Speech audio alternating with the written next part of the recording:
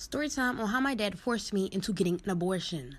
And to this day, we still don't speak. So I started dating my boyfriend, Jason, when I was 15. My parents never really minded me having a boyfriend until I got with Jason. He graduated high school, and my dad didn't like the fact that he wasn't planning on going to college. He said that he was wasting his life, but in all honesty, my dad was upset because he was poor and he felt as though he could never take care of me.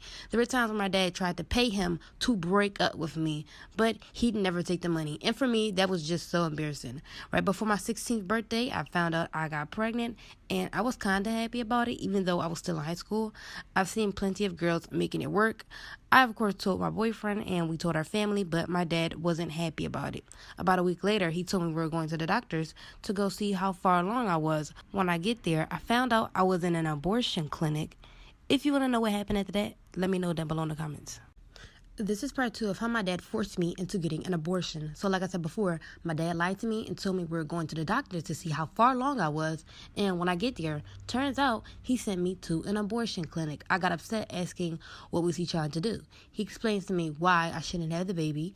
He tells me if I ever have the child, he would never support me and that he will kick me out of the house. And that sooner or later, me and Jason would break up, which he was sort of right about. I felt like at this moment I had no help, and I told my dad I wanted to call Jason. So he gave me a quarter to make a call on the payphone, and he didn't pick up. My dad explains to me that he's not reliable and that this will be the best decision for the both of us. I thought I didn't have a choice, and he manipulated and gaslighted me into getting it, which I didn't know what he was doing at the time, but I got the abortion, and right after, I felt so numb. I couldn't even face Jason, so my dad lied and told him that I had a miscarriage. It's been years since then, and I still have regrets knowing who my child could have been. Story time on how my boyfriend cheated on me with my best friend. In high school, I was not really popular, but I was talking to this one guy. Let's call him Nick. Nick was also known for cheating, but he told me that they were just all rumors. I also had a best friend, and let's call her Anna. So fast forward, we started dating, and one day I get a text from him saying, "Hey, can you come to my house tomorrow to watch a movie?" So I text him saying, "Of course, meet you at 7. He says, "Okay, see you." The next day, it was 6:30. I started driving to his house for the movie. Well, while I was driving, he probably texted me asking to cancel, but I was driving, so I didn't hear it. So I pull up at his house, and he's in his bedroom. Well, he must have seen me look at him because he looked like he was talking to someone and told them something about hiding. If you want a part 2, let me know down below in the comments. This is part 2 of how my boyfriend cheated on me with my best friend. So remember when I told you guys I was on my way to his house? Well, he texted me while I was driving to cancel the movie date. And I didn't know because I was driving. When I get to his house, he's telling someone to hide. I was curious, so I went to his house. By the way, I had a copy of his keys, and I went straight into his bedroom. And I could hear sounds coming from the closet, so I checked it. And it was my best friend, Anna. Story time of how I had an affair with my brother-in-law. By the way, I was 12 and he was 22. This happened a while back. I'm now 16. At the time, I was 12. I barely got on social media. I wasn't really supposed to have it, but I still had an account. So at a family party, I asked my brother-in-law if I could use his phone to go onto my account. He gave me his phone, but when I gave it back, I realized I forgot to log out, and I was, of course, texting other guys, and he obviously saw the conversations and read all of the messages between me and the guys, which I believe made him give hints to me, and he started talking to me, but I didn't really notice at the time. There were times when I did see him and he'd get very touchy. I would tell him to stop, but he told me if I ever told anyone about us, he was going to tell everyone, including my parents, that I was talking to other guys on social media. I didn't want to get in trouble, so I didn't say anything. If you want a part 2, let me know down below in the comments. This is part 2 of how I had an affair with my brother-in-law. By the way, I was 12 and he was 22. So, like I said earlier, he threatened to basically tell everyone that I was talking to other guys on social media if I told anyone about what was going on between us. I was scared because I wasn't allowed to have social media, so I played this game. Until I was 15 and he started inviting me to places alone. So I agreed, and he later forced me into doing nasty things. I had no other option because I knew if I spoke up about it, I'd be the one to blame. He started asking for pictures and I'd send them, but then I started to ask for things in return, like ordering things online for me. So it was going on for a while, and I would send him pictures in exchange for him to order stuff for me online.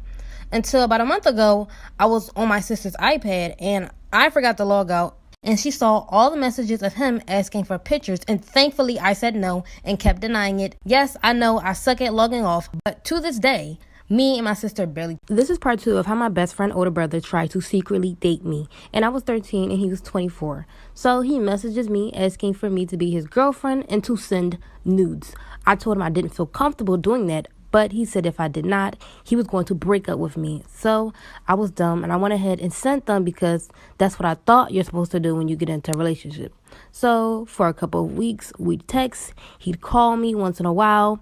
My best friend at one point asked me if I wanted to sleep over for the weekend. So I packed my bags and I came over. In the middle of the night, I got really thirsty, so I went to the kitchen to go get some water. As I'm drinking, out of nowhere, something squeezes my breast. And I, of course, got really scared and screamed. I turn around, and it's my best friend, older brother. He tells me, why was I sleeping in her room when I could have just been sleeping with him? And then he pulls me into his bedroom. Now, this is when it gets really crazy. Like for part 3. This is part 3 of how my best friend's older brother tried to secretly date me. I was 13 and he was 24. So like I said, he told me I should be sleeping in his bedroom and pulled me into his room. I was a little nervous because I've never been alone with a guy. When I go to sit down on his computer chair, he locks his bedroom door. He walks over to me, picks me up, and sits me onto his bed. I was like, I'm okay, I can sit on the chair. And he shushes me with his finger to be quiet. Then out of nowhere, he starts taking all of his clothes off. And I mean everything. I ask him, what are you doing? And he's like, come on, I know this is what you want. And I was like, no. And I told him I was going back to bed. I get up to walk to the door and he stops me from getting out and holds onto the door. If y'all want to know what happened after that, let me know down below in the comments. This is part 4 of how my best friend's older brother tried to secretly date me. I was 13 and he was 24. So he was completely unclothed and everything was off. And he was insinuating that we were going to do something. I try to run out of the room and he stops me from leaving. I told him I wanted to go back to bed with my best friend. And he's like, you're my girl and you're staying with me. I started to get really grossed out because he started to get very aggressive. And I was so confused on what was happening, so I just screamed. And he gets so mad at me. My best friend's mom yelled out, is everything okay? And he lets me out of the room. I walk into the hallway and I told her I just stumped my toe. Then I went back into my best friend's room like nothing ever happened. And still to this day, I never told anyone until now. This story time is why I stopped being friends with a girl because her dad was a pervert. And we're calling her Kim. So me and Kim became friends at school. Over time, we realized we lived close together. So she started coming over to my house and I started going over to hers. She had 5 brothers and she was the only girl. Whenever I'd come over to her house, I'd say hello to everyone, but her dad was always excited to see me. He'd immediately run and give me a hug. Over the past couple months, he'd give me a hug and a kiss on the cheek. He said that I was his new little girl. I felt uncomfortable with it, but I went and told my friend Kim, and she said, he's just glad you're here, and you're like family now. I was like, okay, I guess, and I would just ignore it. Thanksgiving come up, and I went over to her house for a plate. Her dad opened up the door and gave me a hug and a kiss, as usual. I walked in the house, and he said, you need to eat to keep that booty plump. I laughed in nervousness, and he slapped and squeezed my butt. There's more that happened after this. Let me know if you guys want a part 2. This is part 2 of why I stopped being friends with the girl because her dad was a pervert. So remember how I told y'all I came over for Thanksgiving?